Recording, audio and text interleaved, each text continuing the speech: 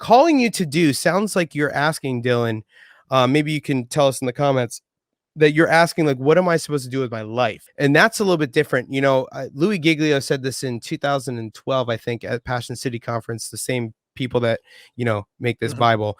And he said, can we just take the God's will for my life balloon and just pop it? Because so many people are sitting on their couches at home saying, I'm waiting for God's will, and they're not doing anything. I have something to tell you all. You cannot work outside of God's will, and God's will is where you are right now. Period. That's it. Because God's will is overarching.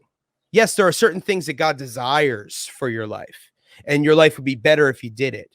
But God's will, it actually says in the Bible what God's will is in Matthew.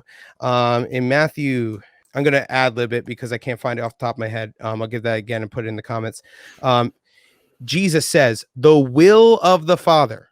All right. And he says it straight out. The will of the Father is that those who believe in the Son will inherit eternal life. That's it. That's the will of God, that those who believe will inherit eternal life. The question that you're asking is a calling. What is my calling? Too many pastors in particular struggle with this, by the way. They think their calling is to be a pastor. No. That is your assignment.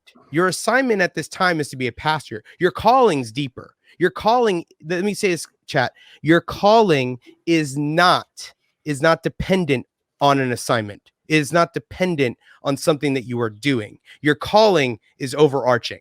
So for a pastor, that calling might be, my calling is to share the gospel, or my calling is to love those who need the love of Christ. That's your calling. Your calling isn't to be a pastor. That's why so many pastors, when they stop being a pastor, go, I don't know what to do. I'm like, well, what was your actual calling? Your calling wasn't to be a pastor. That was your assignment. What was your calling? Well, my calling was to educate young believers in the Bible. Great. Go do that. Right. Like, yeah, I think that if we can get rid of this misunderstanding of calling and assignment, that will make a lot more sense. I'm sorry, that went way a lot of stuff there, but no, it's great.